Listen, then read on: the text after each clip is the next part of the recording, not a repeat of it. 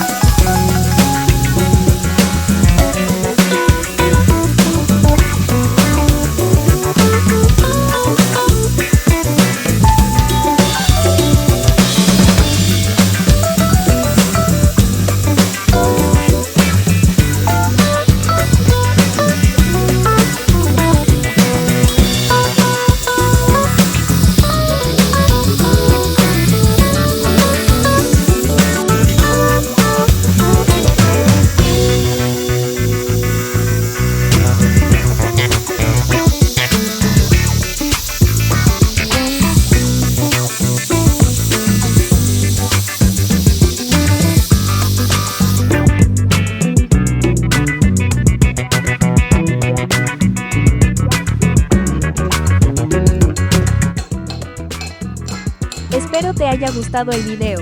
Te dejo nuestros números de contacto para que te comuniques con nosotros y podamos aclarar tus dudas.